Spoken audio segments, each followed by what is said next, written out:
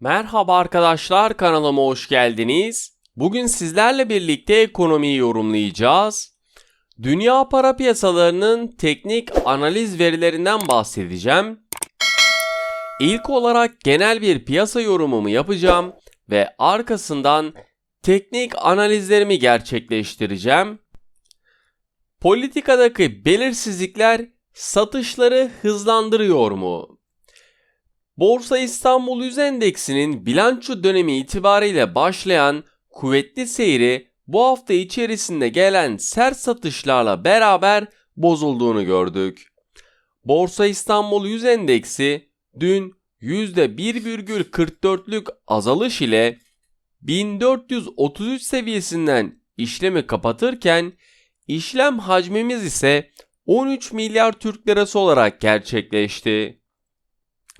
Dolar Türk lirasındaki değer kaybında Türkiye Cumhuriyeti Merkez Bankası Başkanı Şahap Kavcıoğlu'nun açıklamaları önemli olurken Başkan Kavcıoğlu'nun izlenilen politikalarda çekirdek enflasyona baktıklarını belirtmesi kafalarda karışıklığa neden oldu. Türkiye Cumhuriyeti Merkez Bankası Başkanı Şahap Kavcıoğlu dün Alman İş Örgütü AHK'nın toplantısına katıldı ve önemli açıklamalarda bulundu. Başkan Kavcıoğlu'nun göreve geldiği günden beri düzenlenilen Türkiye Cumhuriyeti Merkez Bankası Para Piyasası Kurulu toplantıları, enflasyon raporları ve analiz toplantılarında politika faizinin belirlenmesi hususunda TÜFE endeksinin dikkate alınacağını önemli vurgulamıştı.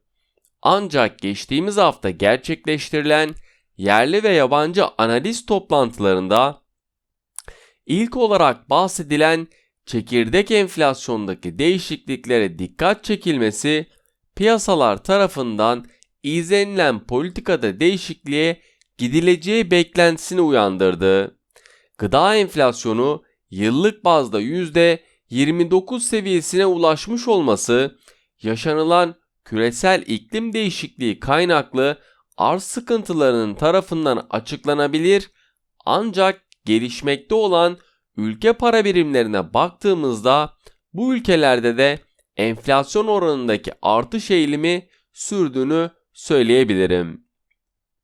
Sadece gıda enflasyonunun göz ardı edilmesi, açıklanan verilerin göz ardı edilmesinin ilerleyen dönemlerde ekonomik iyileşmelerin görülmesi durumunda bile Türkiye Cumhuriyeti Merkez Bankası'nın zor durumda bırakacağını düşünüyorum. Dün yapılan açıklamalar sonrasında dolar Türk lirasındaki yukarı yönlü hareket politikaların belirsiz olduğunu net bir şekilde gösterdi bizlere.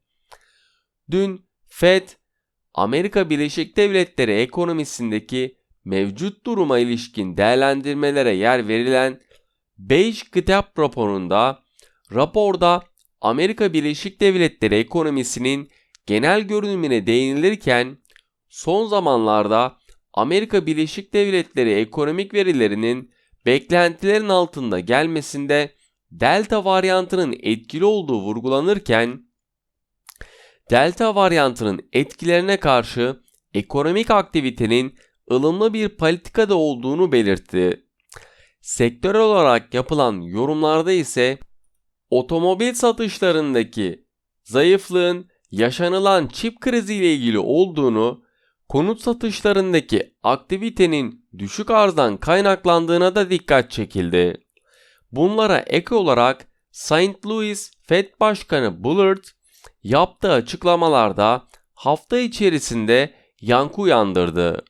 Bullard, tarım dışı istihdam verisinin beklentinin altında gelmesine rağmen varlık alımlarının hızlı bir şekilde azaltılması görüşünü savunmaya devam ederken, işsizlik maaşına başvuranların sayısında oldukça üzerinde açık pozisyon olduğunu belirten Bullard, talebin sağlanması durumunda istihdam tarafında herhangi bir sorunun kalmayacağını belirtti.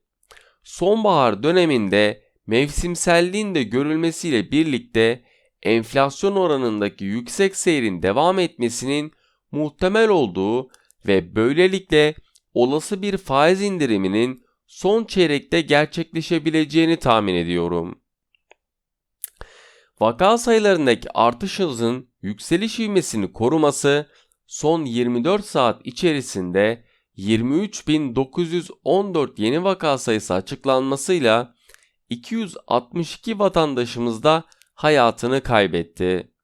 Tam anlamıyla aşılanmış kişilerin nüfusu oranına bakıldığında %63,31 seviyesine ulaşması, aşılamanın hız kazanması, Doğu illerinde de yavaş yavaş seyrin devam etmesini getiriyor.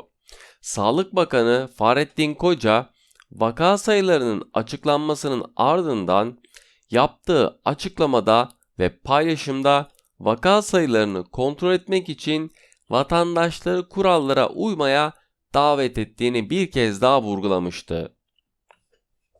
Şimdi dünya para piyasalarının teknik analiz verilerinden bahsedeceğim. İlk olarak ons altında Amerika Birleşik Devletleri 10 yıllık tahvil getirilerindeki yükseliş seviyesinin korunduğunu görüyoruz. Bugün açıklanacak olan Amerika Birleşik Devletleri işsizlik maaşına başvuranların sayısını yakından takip ederken geçtiğimiz hafta Amerika Birleşik Devletleri'nde açıklanan verilerin beklentinin altında gelmesinin ardından her verinin önemini ayrı ayrı koruduğunu söyleyebilirim. Ons altına teknik olarak baktığımızda yukarı yönlü hareketlerin oluşması durumunda 1805 ve 1815 dolar seviyelerini yakından takip ettiğim önemli direnç noktaları. Gelebilecek olası satış baskılarını görmemiz durumunda ise 1790 ve 1780 dolar seviyelerini yakından takip ettiğim, dikkat etmemiz gereken destek noktaları. Gram altın tarafında ise Amerika Birleşik Devletleri 10 yıllık tahvil getirilerindeki görülen yükselişler sonrasında ons altında da değer kaybının gözlendiğini gördük. Dolar endeksinin gelişmeler çerçevesinde hafif negatif yatay bir seyir içerisinde olması ve dolar endeksindeki görülecek gün içi fiyatlamaları da yakından takip ediyorum. Gram altına teknik olarak baktığımızda yukarı yönlü hareketlerini devam ettirmesini beklediğim gram altında 485 ve 490 Türk Lirası seviyelerini yakından takip ettiğim önemli direnç noktaları. Gelebilecek olası aşağı yönlü hareketlerin oluşması durumunda ise 475 ve 470 Türk Lirası seviyelerini yakından takip ettiğim, dikkat etmemiz gereken destek noktaları. Beni dinlediğiniz için teşekkür ederim.